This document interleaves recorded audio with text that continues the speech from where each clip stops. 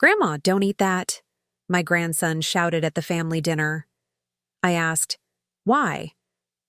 "Please, just leave," he replied. I switched my plate with my daughter-in-law's mother. 15 minutes later, she simply fainted, revealing, "I'm glad to have you here. Follow my story until the end, and comment the city you're watching from, so I can see how far my story has reached. I'm Inez, and at 68 years old, I thought I knew my family. I thought the worst betrayal I'd face would be someone forgetting my birthday or missing Sunday dinner. I was wrong. Dead wrong. Literally. It was a Tuesday evening in October when I decided to host what I thought would be a pleasant family gathering. The autumn air had that crisp bite to it that made me want to cook something warm and comforting. I'd spent the entire afternoon preparing my famous pot roast, the same recipe I'd been making for 40 years. The house smelled like home. Garlic, rosemary, and that rich, deep aroma that only comes from slow-cooked beef. My son David arrived first with Alara, his wife of 3 years, and my precious grandson, Marty. At 12 years old, Marty was the light of my life, always full of energy and curiosity. But that evening, something was different about him. He seemed nervous, fidgety, keeping his eyes on his mother in a way that made my grandmother instincts prickle. Alara had been acting strange for weeks. I'd noticed it during our last few visits, the way she'd watch me when she thought I wasn't looking, how she'd steer conversations toward my health, my medications, my advancing age. So she was 34, beautiful in that sharp, calculated way some women perfect, with blonde hair that never seemed out of place and a smile that never quite reached her eyes. "Inez, you've outdone yourself again," she said, surveying the dining room table I'd set with my good china. "This looks absolutely wonderful." Her voice had that overly sweet quality that made my skin crawl, but I smiled back. "Thank you, dear. I know how much David loves pot roast." David hugged me, but even he seemed tense. My son had changed since marrying Alara. The easy laugh I remembered from his childhood had become forced, and he rarely visited alone anymore. Tonight his jaw was tight, and he avoided eye contact. "Where's your mother, Alara?" I asked, noticing we were one place setting short. "Oh, she'll be here any minute," Alara replied quickly. "She was just running a quick errand." I bustled around the kitchen, bringing out the side dishes, mashed potatoes, green beans, fresh rolls. Everything looked perfect. Everything felt wrong. Alara's mother, Margaret, arrived just as I was setting the pot roast on the table. She was a frail woman in her early 70s, with silver hair and kind eyes that reminded me of my own mother. She'd always been pleasant enough, though we didn't know each other well. "Margaret, how lovely to see you," I called out, genuinely pleased. "I've set you a place right here, next to Marty." As we all took our seats, I couldn't shake the feeling that something was off. Alara kept glancing at the kitchen, then at me, then at David. Marty was practically vibrating in his chair, and Margaret seemed unusually quiet. "Inez," Alara said suddenly, her voice bright but strained, "I made sure to put your plate right there, with the extra vegetables. I know how much you love them." I looked down at my plate. It did look delicious. Thick slices of pot roast swimming in rich gravy, creamy mashed potatoes, perfectly seasoned green beans. But something about the way Alara emphasized it being my plate made me uncomfortable. "That's very thoughtful, dear," I said, picking up my fork. That's when Marty exploded. "Grandma, don't eat that." The words burst out of him like he'd been holding them back with every ounce of strength in his small body. Everyone froze. The fork stopped halfway to my mouth. "Marty," David's voice was sharp with warning, but my grandson wasn't backing down. His face was pale, his hands trembling as he stood up from his chair. "Please, Grandma, please just go away. Leave the table. Don't eat anything." The silence that followed was deafening. I could hear the old grandfather clock in the hallway ticking, the slight hum of the refrigerator in the kitchen. Alara's face had gone completely white, and I saw something flicker in her eyes. Panic. "Honey, what's wrong?" I asked Marty gently, setting my fork down completely. Marty looked at his mother, then at his father, then back at me. Tears were starting to form in his eyes. "I can't. Please don't eat that." "Marty's been having some behavioral issues lately," Alara said quickly, her voice pitched higher than normal. "Haven't you, sweetheart? Maybe you should go to your room." But I'd raised children. I knew the difference between a tantrum and genuine terror, and my grandson was terrified. Something cold settled in my stomach. Without really knowing why, I stood up and looked at Margaret, who was sitting quietly with her own plate in front of her. "Margaret," I said, my voice sounding strange to my own ears. "Would you mind switching seats with me? I'd love to sit next to Marty." "Oh, that's not necessary," Alara started. "I don't mind at all," Margaret said kindly, already standing. The switch happened quickly. I took Margaret's seat, and she took mine. With it came our plates. I now had her serving, and she had what Alara had so carefully designated as mine. "There," I said, trying to lighten the mood. "Now I can keep an eye on this troublemaker." I ruffled Marty's hair, and he leaned into me like he was seeking protection. We ate in relative quiet after that, though the tension never fully lifted. Alara barely touched her food, David kept checking his watch, and Marty stayed pressed close to my side. Only Margaret seemed truly relaxed, chatting pleasantly about her garden as she enjoyed what should have been my dinner. 15 minutes later, Margaret's fork clattered to her plate. "Oh," she said softly, pressing a hand to her forehead. "I feel quite dizzy." I turned to look at her just as her eyes rolled back, and she collapsed sideways in her chair, unconscious. The chaos that followed happened in slow motion. David jumping up, Alara screaming, my own hands shaking as I called 911. But through it all, one thought kept echoing in my mind. That should have been me. As the paramedics worked on Margaret, loading her onto a stretcher, I caught Marty's eye. He was crying now. Great heaving sobs. But when our eyes met, I saw something there that chilled me to the bone. Relief. My 12-year-old grandson was relieved that his grandmother was being taken away in an ambulance instead of me, which meant he knew exactly what had been in that food. And if Marty knew, then someone had told him. Someone in this room had tried to kill me tonight. Standing in my doorway, watching the ambulance pull away with Margaret inside, I realized that my perfect family dinner had just revealed the most horrifying truth of my 68 years. Someone I loved wanted me dead. Margaret survived, but barely. The doctors at St. Mary's Hospital told us she'd been poisoned with antifreeze. Ethylene glycol, they called it. Sweet tasting, nearly odorless, and absolutely lethal if consumed in the right amount. She was in intensive care, and they weren't sure if there would be permanent kidney damage. I sat in that sterile waiting room, surrounded by my family, and felt like I was drowning. Everyone was playing their parts perfectly. David paced the halls, looking appropriately worried about his mother-in-law. Alara sat in the corner, dabbing at her eyes with tissues, the picture of a distraught daughter.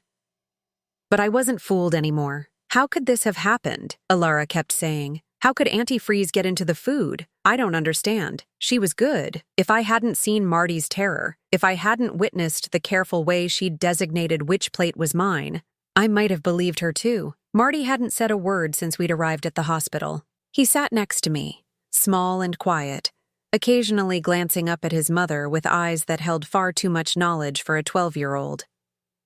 After 3 hours, when the doctors assured us Margaret was stable, David suggested we all go home and get some rest.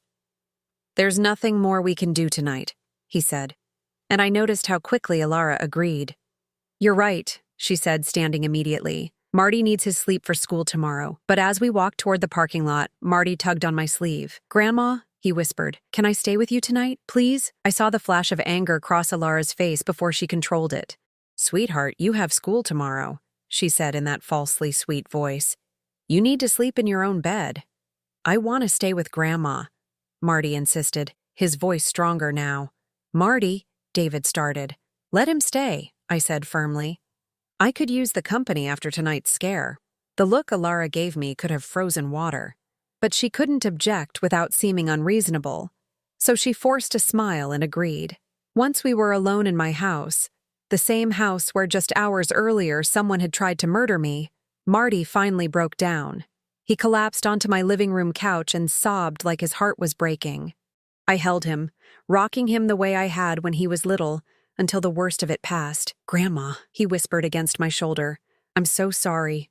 I should have told you sooner. I should have stopped her. Stopped who, honey? He pulled back and looked at me with eyes far too old for his face. Mom, she's been planning this for months. The words hit me like a physical blow. I'd known, deep down, but hearing it confirmed by my own grandson was devastating. Tell me everything, I said quietly. What Marty told me over the next hour destroyed every remaining illusion I had about my family. He'd overheard phone conversations. Alara talking to someone about getting rid of the old bat and making it look natural. He'd seen her researching poisons on her computer when she thought he wasn't looking. He'd watched her practice putting something in food and stirring it until it dissolved completely. She told me if I ever said anything, she'd send me away, Marty said, his voice breaking. She said no one would believe me anyway because I'm just a kid. But when I saw her put that stuff in your plate tonight, how long has this been going on? Since the summer, he said. Maybe longer. She started asking me weird questions about you. Like, did you take any medications? Did you ever feel sick after eating here? Did you have chest pains or anything? I felt sick. My own daughter-in-law had been using my grandson to gather information about my health, probably to figure out how to make my death look natural. Marty, is your father involved? The boy's face crumpled. I don't know. Maybe. He's been acting really weird lately, and he's been asking about your will a lot. My will. Of course. I owned this house outright, had a decent savings account, and some investments that had done well over the years. Not a fortune by most standards, but enough to be worth killing for, apparently. There's something else, Grandma, Marty said, his voice barely audible. I think Mom tried to poison you before. Remember when you got really sick after that dinner party last month? And the time before that when you had to go to the emergency room? I remembered. Both times I'd attributed it to food poisoning or a stomach bug. Both times Alara had been the one insisting I eat certain dishes. She's been practicing, I whispered, the full horror of it hitting me. She's been testing doses. Marty nodded miserably. Tonight was supposed to be the real thing. I heard her on the phone yesterday. She told someone it would finally be over. I sat back in my chair, my mind reeling. My daughter-in-law hadn't just decided to kill me on a whim. This was a carefully planned, methodically executed attempt at murder.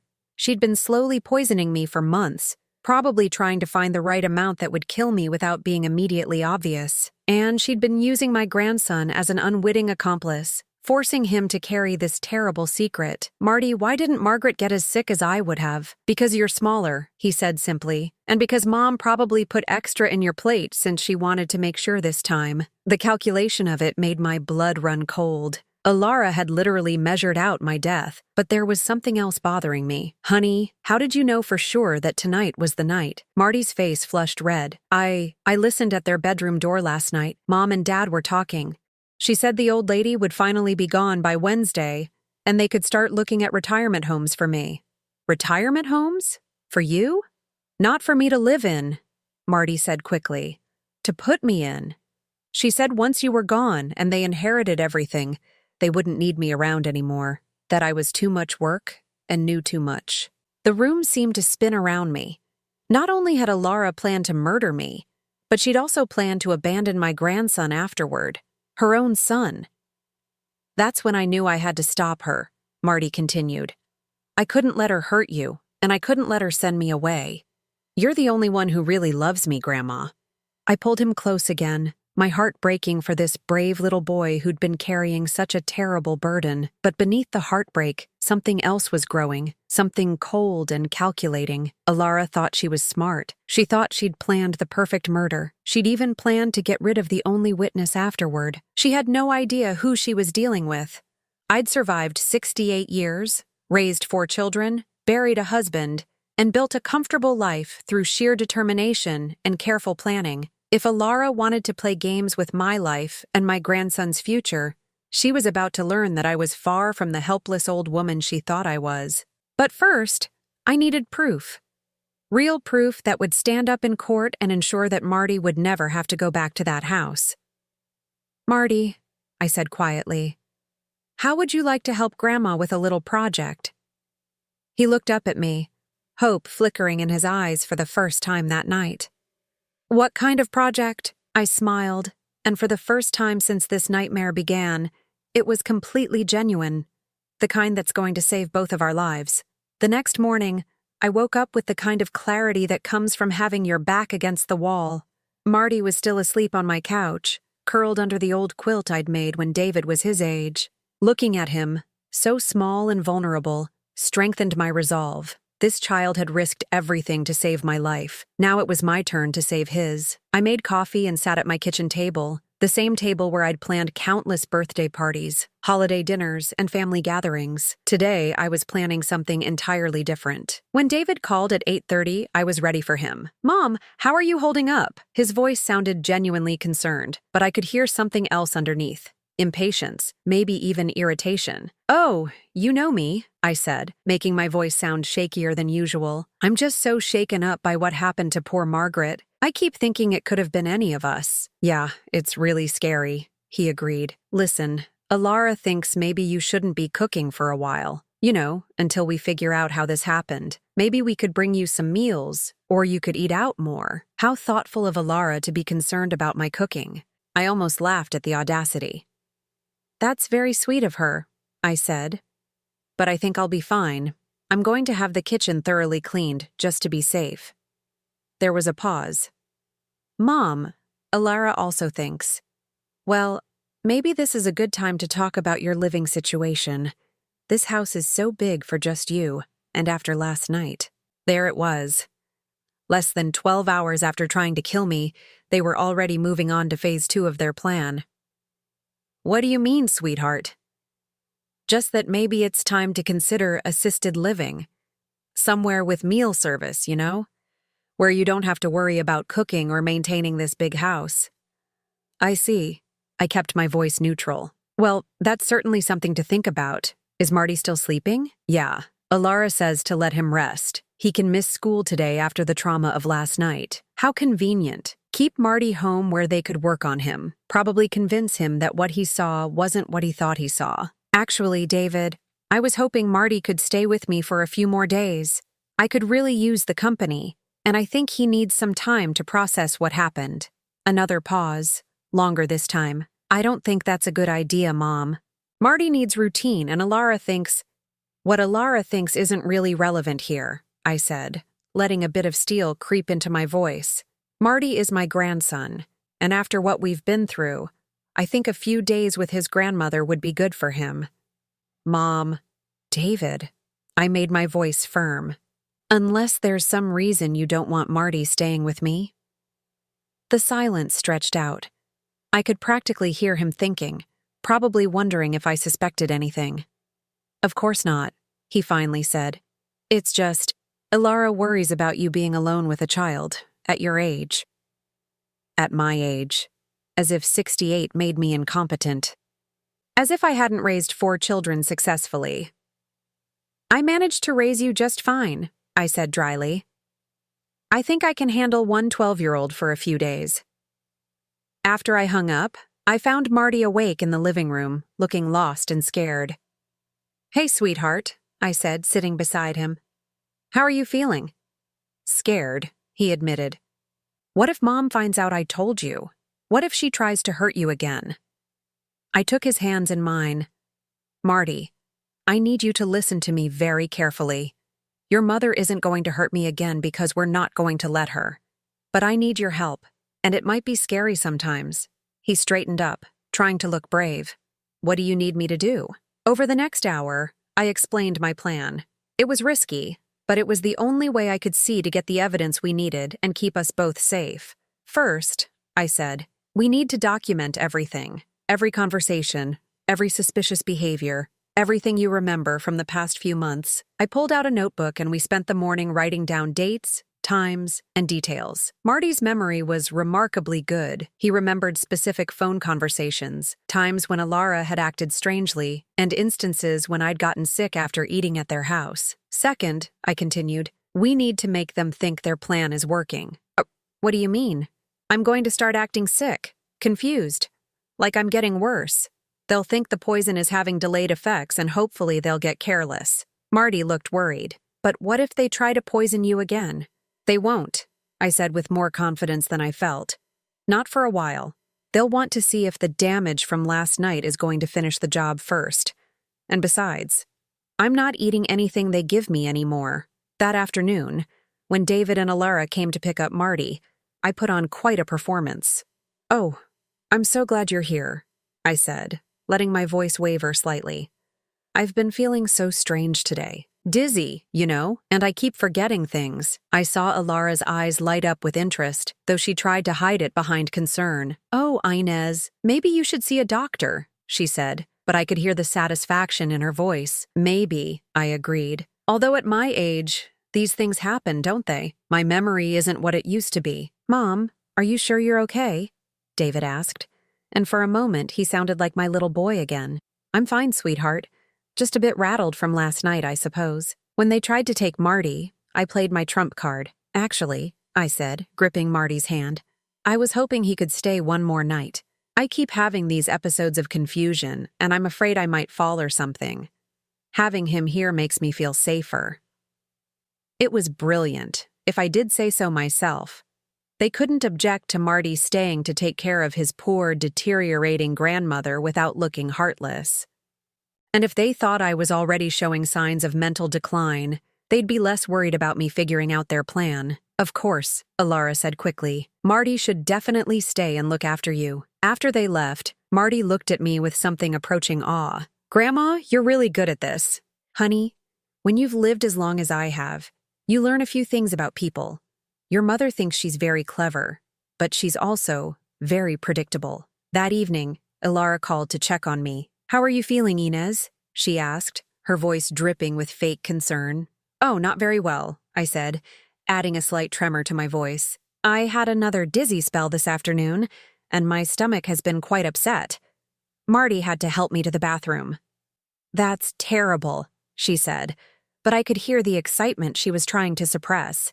"Maybe you should consider going to the emergency room." No, I said quickly. "I hate hospitals. I'll be fine. These old bodies just take time to recover, "Of course," she agreed. "Well, try to get some rest. And Inez, maybe you should think about what David said this morning, about your living situation, if you're having episodes like this." "You might be right," I said with a heavy sigh. "This house is awfully big for someone in my condition." After I hung up, I turned to Marty, who'd been listening from the kitchen doorway.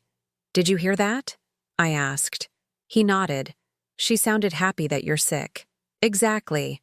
Which means she's going to get sloppy. People get careless when they think they're winning."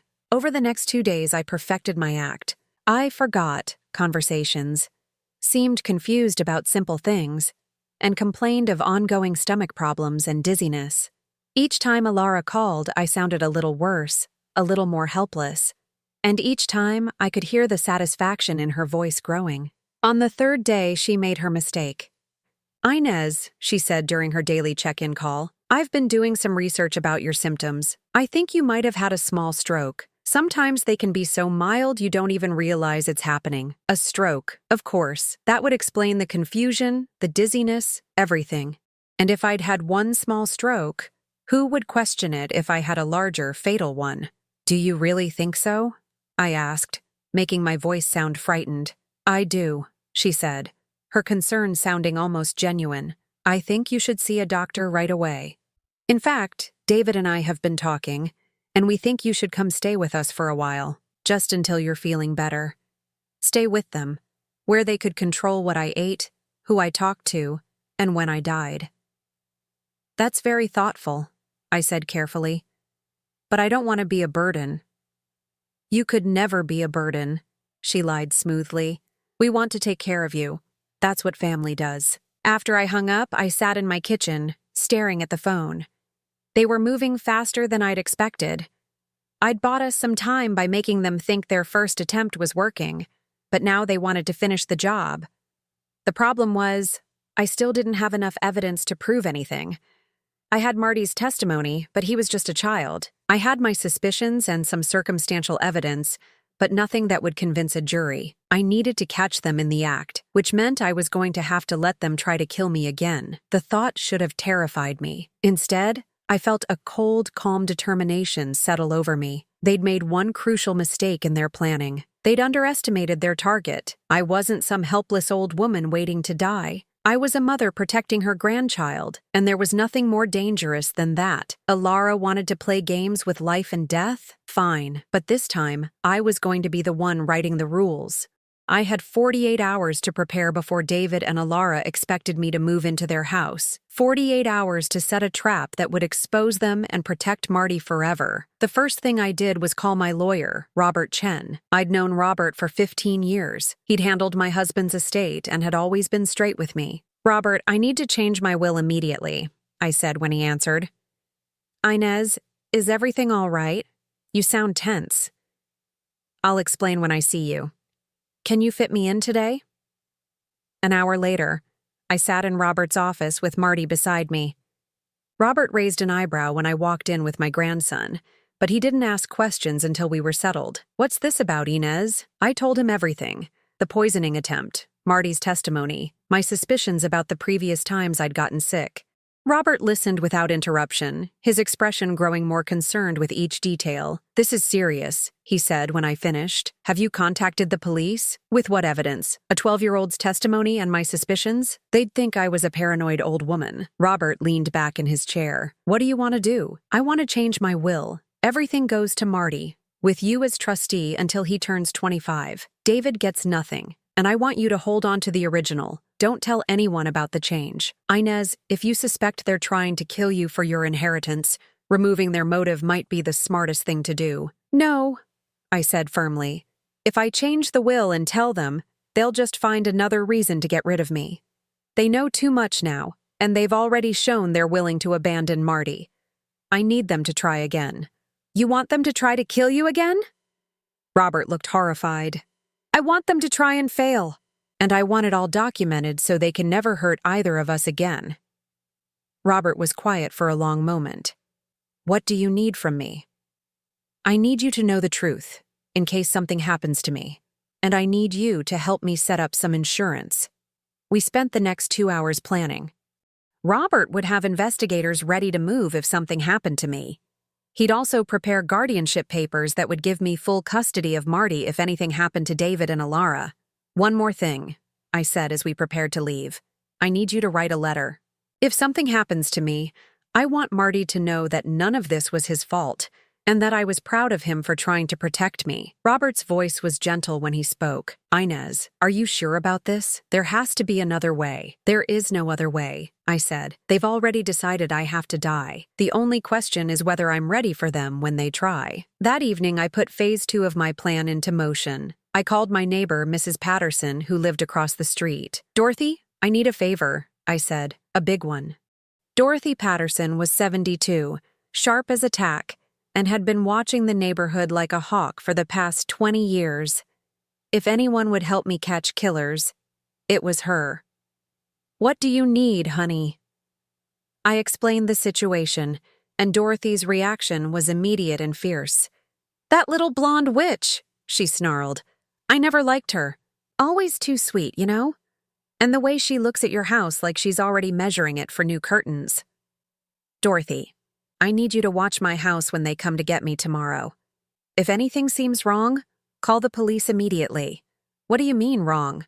"If they take me out of here on a stretcher, if I seem unconscious or drugged, if Marty looks scared or upset, anything that doesn't look right." "Inez, are you sure you want to go through with this? I don't have a choice. They're going to keep trying until they succeed, and then Marty will be left with them. I can't let that happen." The next morning, I prepared my house like a stage set. I placed a small digital recorder in my purse and another one in the kitchen, hidden behind the flour canister. I arranged for Marty to text Dorothy at specific times. If he missed a text, she'd know something was wrong. When David and Alara arrived to help me pack, I was ready. "Mom, you look terrible," David said. And for once, he seemed genuinely worried. I did look terrible. I'd spent 20 minutes that morning making myself appear sicker. Pale makeup, trembling hands, the works. "I've been having those dizzy spells all morning," I said weakly. "And I'm so confused about everything. I can't even remember what I need to pack." "Don't worry about it," Alara said quickly. "We'll take care of everything.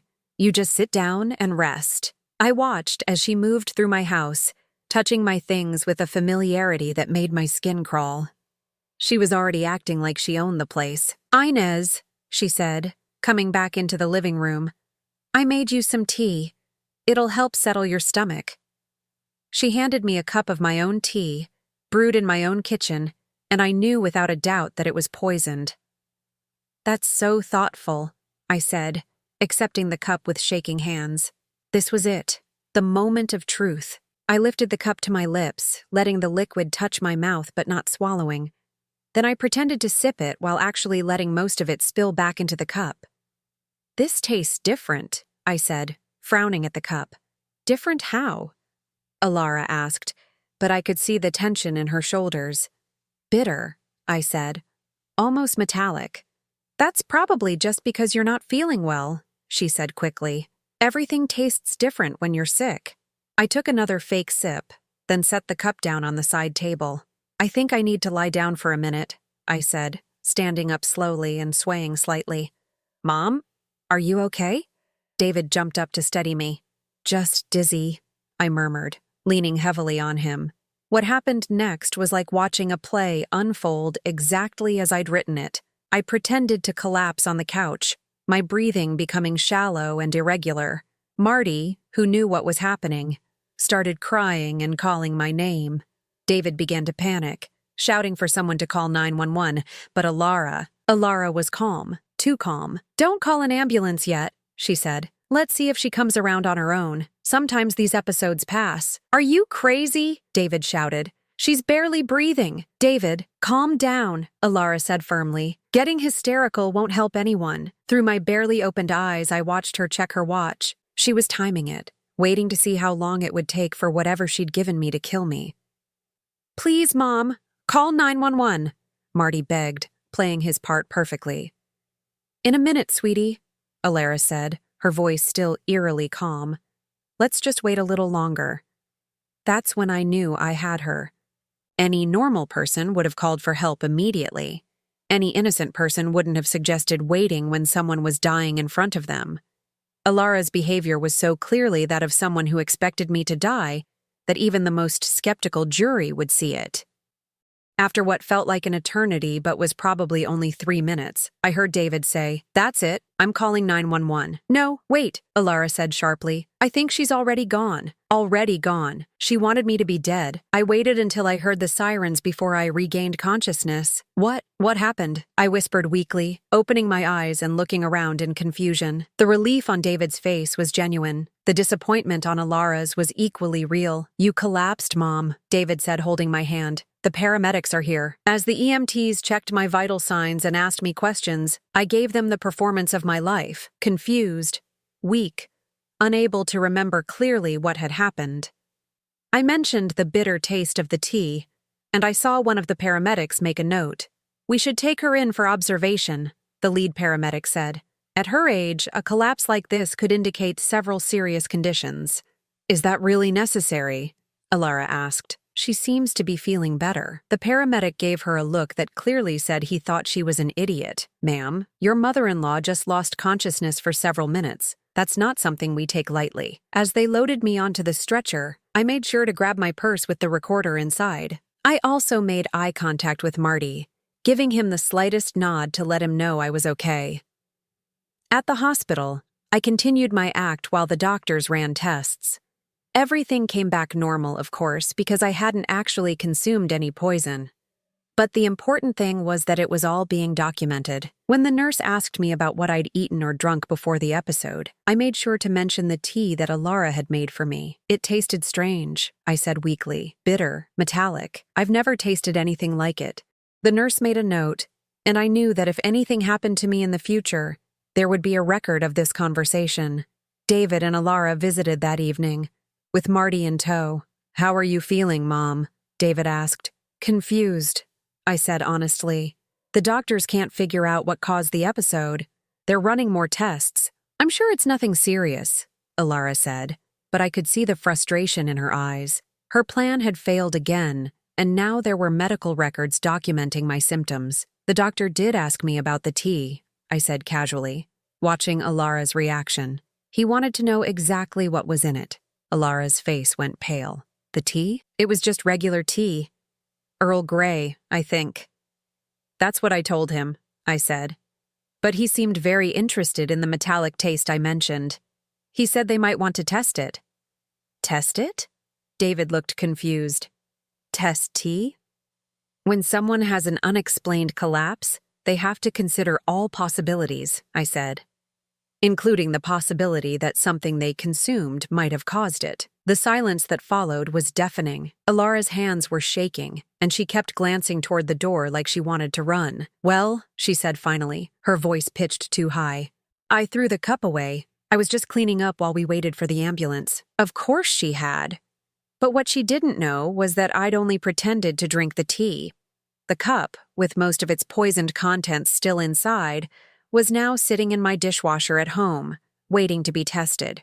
And Dorothy Patterson had watched her throw something into my garbage can when she thought no one was looking. As visiting hours ended and my family prepared to leave, I caught Marty's hand. I'll be home soon, sweetheart, I said softly. Promise? He whispered. I promise. And when I come home, everything is going to be different. Alara overheard and smiled that fake, sweet smile of hers.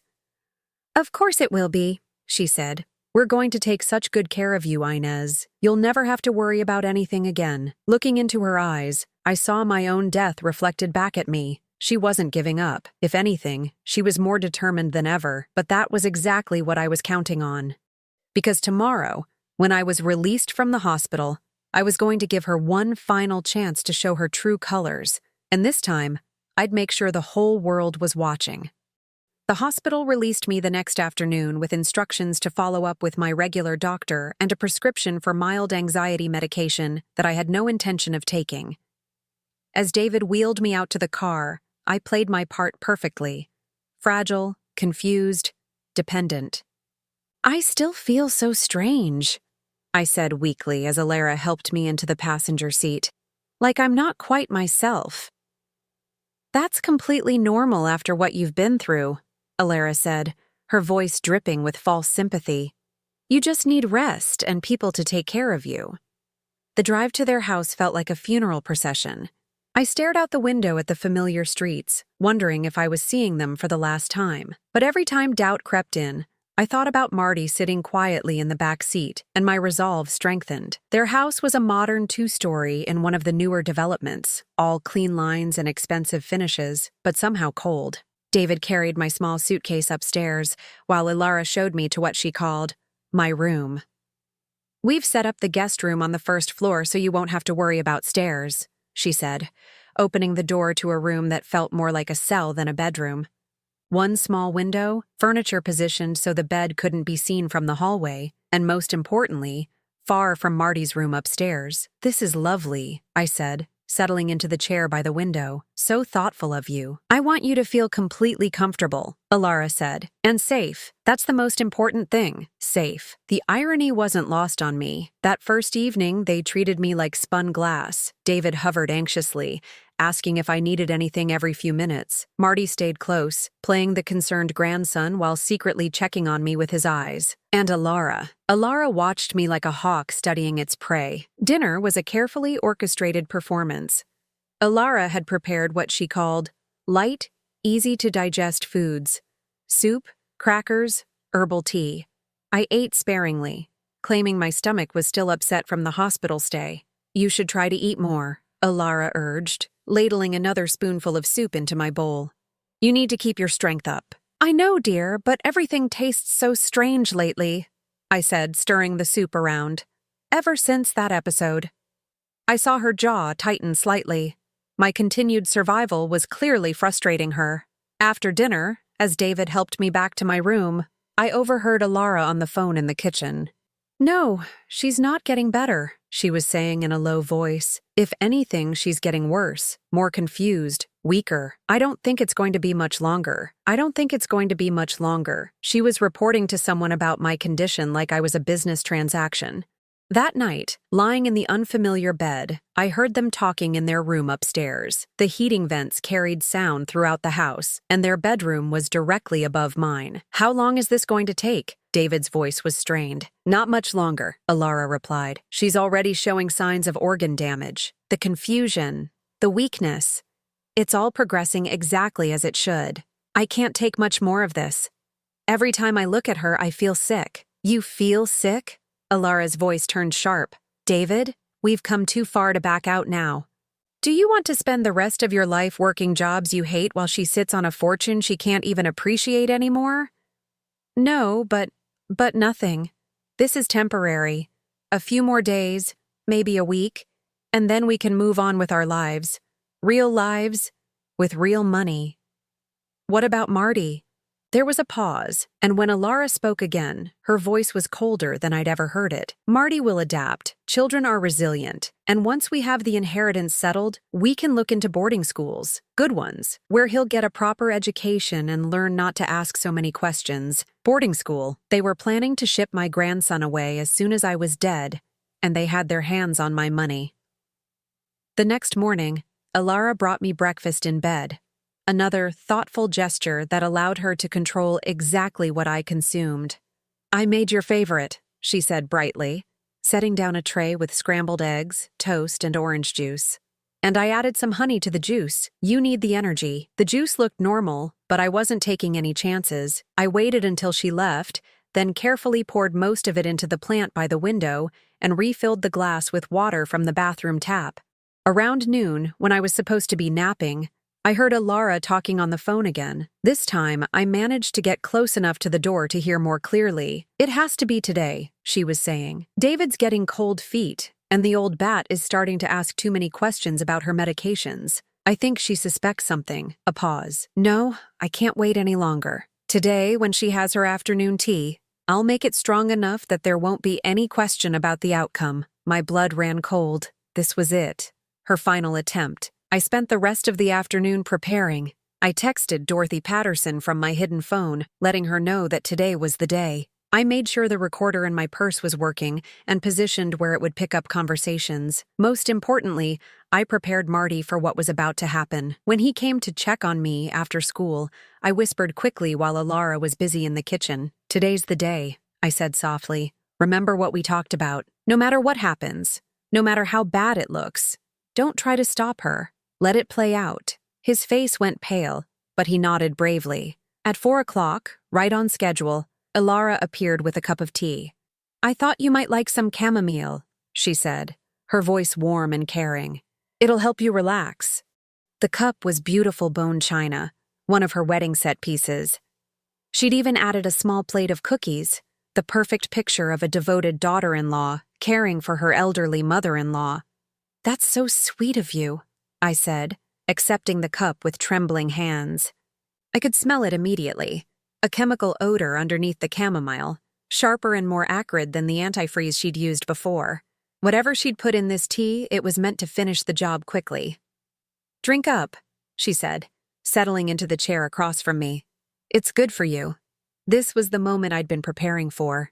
I lifted the cup to my lips, made sure she saw me take what looked like a large sip, then set it down with a satisfied sigh. Delicious, I said. You make the best tea. Alara smiled, but her eyes never left my face. She was watching for the first signs that the poison was taking effect. We sat in comfortable silence for a few minutes.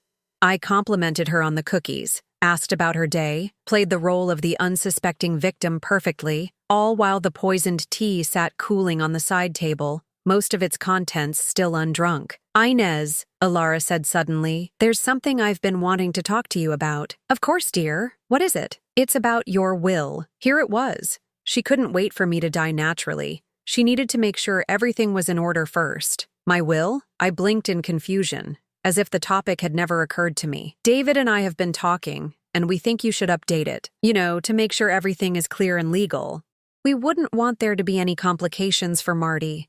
What kind of complications?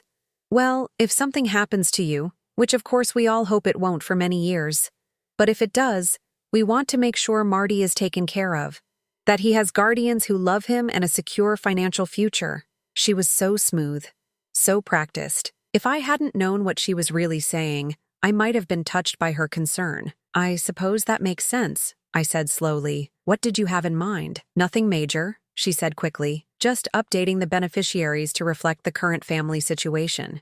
making sure David and I are listed as Marty's guardians, and that the inheritance is structured in a way that makes sense. Structured how? Well, you know how these legal things work, trusts and whatnot. David and I could manage everything for Marty until he's older.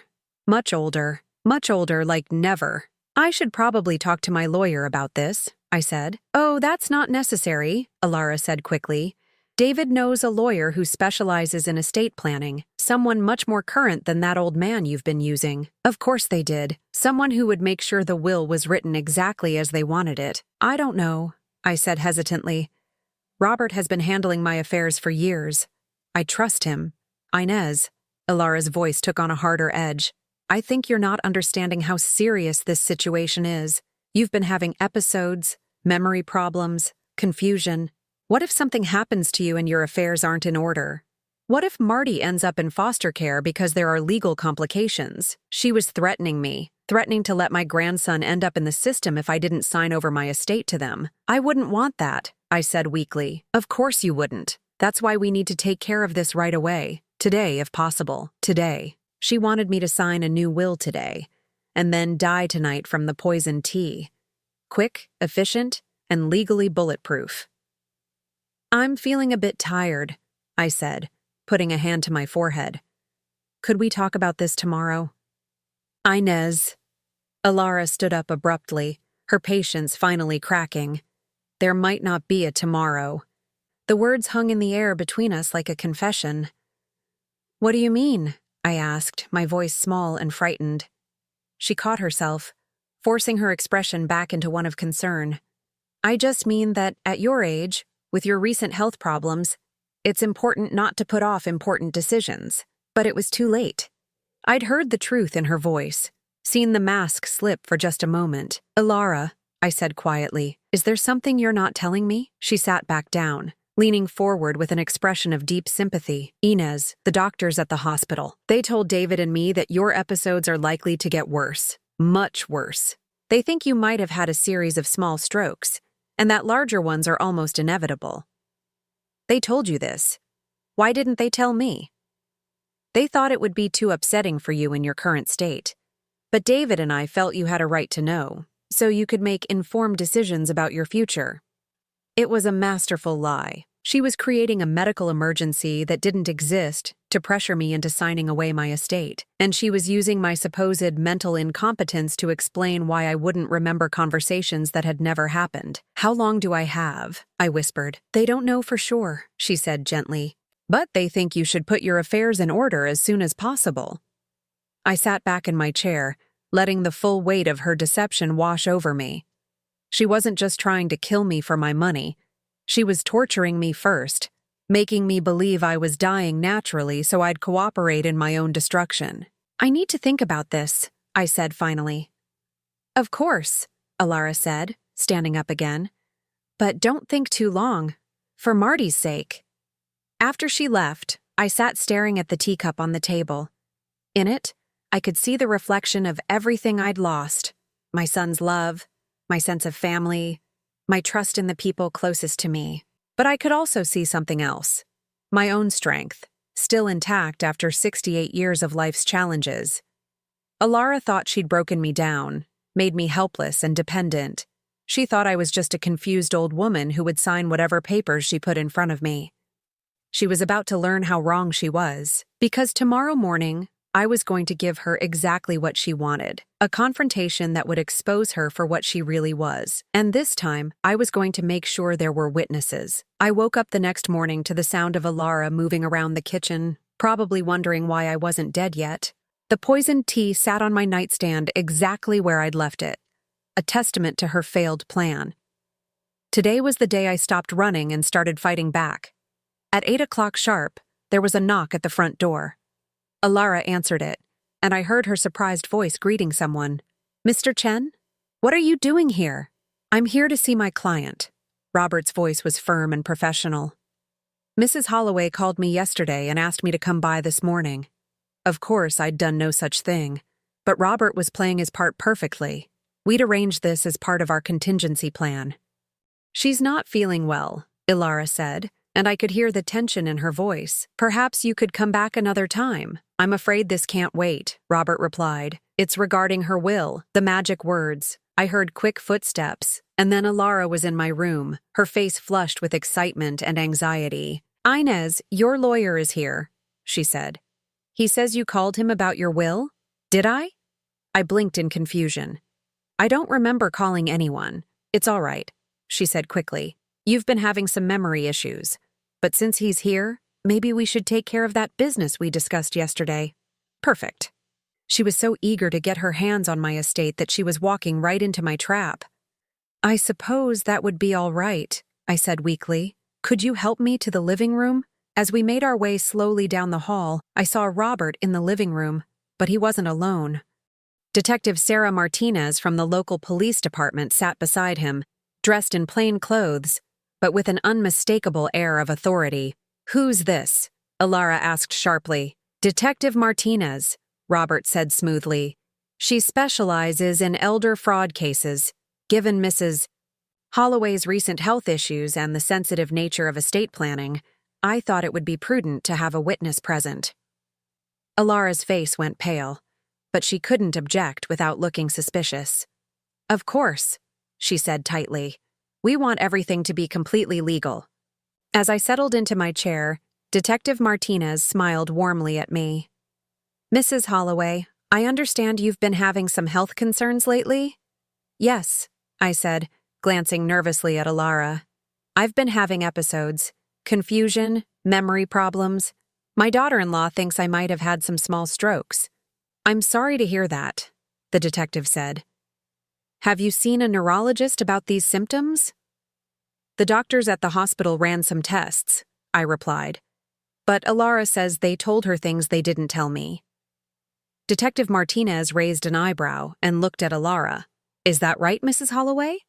"They didn't want to upset her," Alara said quickly, "given her fragile state." "I see. And you felt it was appropriate to share medical information that doctors had decided to withhold from their patient?" The question hung in the air like a sword. Alara opened her mouth, then closed it again. I thought she had a right to know." "Of course," Detective Martinez said smoothly. "Now, Mr. Chen tells me there's some urgency about updating Mrs. Holloway's will?" "Yes," Alara said, gaining confidence again. "We want to make sure everything is in order, especially with her health being so uncertain." "That's very thoughtful of you," the detective said. "And what changes did you have in mind?" This was the moment I'd been waiting for. I watched as Alara launched into her carefully prepared speech about guardianship for Marty, trust funds, and the importance of having younger people manage the estate. She was so focused on selling her story that she didn't notice Detective Martinez taking notes, or the small recording device sitting openly on the coffee table. "So you believe Mrs. Holloway is mentally incompetent to manage her own affairs?" Detective Martinez asked when Alara finished. "Not incompetent," Alara backtracked quickly. "Just confused sometimes, forgetful. But competent enough to make major changes to her will?" "Well, yes, with guidance." "Whose guidance? Yours?" Alara was starting to look trapped. "David and I just want what's best for the family." "Of course you do," Detective Martinez said. "Mrs. Holloway, do you remember asking your daughter-in-law to make you tea yesterday afternoon?" My heart raced, but I kept my expression confused. "Tea? Yes, I think so. Chamomile tea." "And how did it taste?" "Strange," I said slowly. "Bitter." I didn't finish it. Detective Martinez nodded and looked at Alara. "Mrs.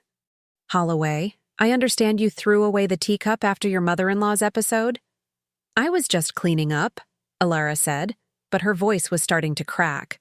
"Fortunately, your neighbor Mrs. Patterson noticed you putting something in the garbage. She was concerned about Mrs. Holloway and decided to preserve the evidence." The color drained from Alara's face completely. "Evidence," she whispered. "The teacup and its remaining contents have been tested," Detective Martinez said calmly. "We found traces of strychnine, Mrs. Holloway. That's a very serious poison." The silence that followed was deafening. I watched as Alara's world collapsed around her, her carefully constructed plans crumbling like a house of cards. "That's impossible," she stammered. "There must be some mistake." "There's no mistake," Detective Martinez said, standing up. We've also tested the dishwater from Mrs. Holloway's house after the first incident. Same poison, different concentration. It appears you've been attempting to murder your mother-in-law for several months. No! Alara jumped to her feet. This is ridiculous. I would never— We also have testimony from a witness, the detective continued relentlessly.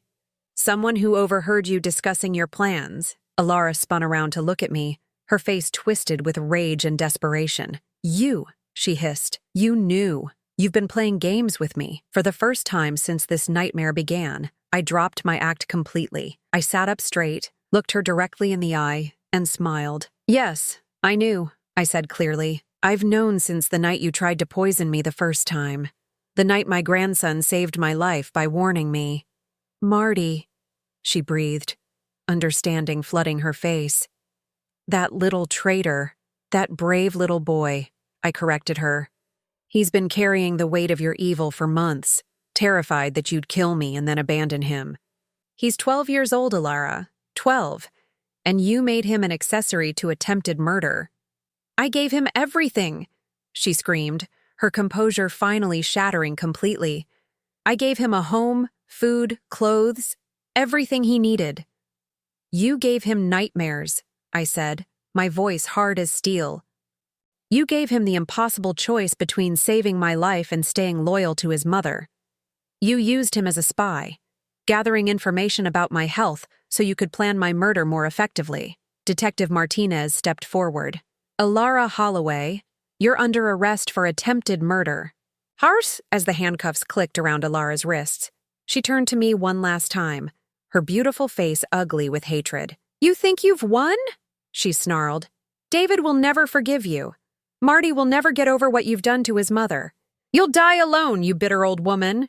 I looked at her calmly. Alara, I've been alone for 3 years, ever since you married my son and started poisoning him against me. The difference is, now I'm alone by choice, not because someone is trying to kill me. As they led her away, David came running down the stairs. He'd been upstairs the whole time, probably hiding from what he knew was about to happen. Mom, what's going on? He asked, though the guilt written all over his face told me he knew exactly what was going on. Your wife has been arrested for trying to murder me, I said simply. That's impossible, he said, but his voice lacked conviction. David, Detective Martinez said, we're going to need to talk to you as well. We have evidence suggesting you were aware of your wife's plans. I watched my son's face crumble as he realized there was no way out. He'd made his choice when he decided my money was worth more than my life, and now he was going to face the consequences. Mom, he whispered, I never wanted this to happen. Yes, you did, I said sadly. Maybe not at first, but somewhere along the way, you decided I was worth more dead than alive. You let her turn you into someone I don't recognize. I'm still your son. No, I said firmly. My son would have protected me. My son would have called the police the moment he suspected his wife was trying to harm me. You're not my son anymore, David. You're just a stranger who happens to share my DNA. The next few hours were a blur of police statements, evidence collection, and legal procedures. But through it all, one thing remained constant. Marty stayed by my side, holding my hand, finally free to love his grandmother without fear. When the dust settled, when the police had finished taking photographs of the poisoned teacup and collecting evidence from David and Alara's house, when the reporters had been sent away and the neighbors had stopped staring, it was just me and Marty in my living room. Grandma, he said quietly. Are you really okay? I'm better than okay, sweetheart, I said, pulling him close. I'm free. What's going to happen to me now? I held him tighter. You're going to live with me. I've already talked to the lawyers about getting legal guardianship. You're going to go to school, play with your friends, and never have to worry about grown-ups who hurt people ever again. What about Mom and Dad? I was quiet for a moment, choosing my words carefully. Your parents made some very bad choices, Marty. They're going to have to face the consequences of those choices. But that's not your fault, and it's not your responsibility to fix it. Do you think they ever really loved me? The question broke my heart. I think they loved the idea of you, I said honestly. But real love doesn't threaten to send someone away when they become inconvenient. Real love doesn't ask a child to keep dangerous secrets. How do you know the difference? I smiled and kissed the top of his head. Real love protects you, even when it's hard, even when it means making sacrifices, even when it means standing up to people who should love you but don't. 6 months later, I sat in the same living room, watching Marty do his homework at the coffee table where Detective Martinez had placed her recording device. The house felt different now, lighter, safer, filled with the kind of laughter that comes from genuine happiness rather than polite pretense. Ilara had been sentenced to 15 years for attempted murder. David got 5 years for conspiracy, though I suspected he'd be out in 3 with good behavior. They'd both tried to contact Marty through letters, but I'd made the decision to intercept them until he was old enough to decide for himself whether he wanted a relationship with them. The inheritance they'd been so desperate to get their hands on, I'd restructured it completely. The house would go to Marty when he turned 25, along with enough money to ensure he'd never have to depend on anyone else's goodwill for survival. The rest would go to charities that supported children in foster care, kids who, like Marty, had been failed by the adults who were supposed to protect them. But the real victory wasn't financial. It was the sound of my grandson laughing at something on television, the way he ran to hug me when he came home from school, the fact that he slept peacefully at night without nightmares about his grandmother being murdered. I was 78 years old now, and for the first time in years I felt truly alive. I'd learned that family isn't about blood or obligation or guilt. It's about the people who would risk everything to protect you, even when they're just 12 years old and scared. I'd also learned that I was stronger than I'd ever imagined. Strong enough to outwit people who thought my age made me helpless. Strong enough to risk my own life to save my grandson's future. Strong enough to walk away from toxic relationships, even when they wore the mask of family. As I watched Marty working on his math homework, his tongue poking out in concentration the same way his father's used to when he was that age, I felt something I hadn't experienced in years. Complete peace. The people who should have loved me had tried to destroy me, but in the end, they'd only made me realize how strong I really was. And sometimes, that's the greatest gift of all. Now I'm curious about you who listened to my story. What would you do if you were in my place? Have you ever been through something similar? Comment below, and meanwhile, I'm leaving on the final screen 2 other stories that are channel favorites, and they will definitely surprise you. Thank you for watching until here.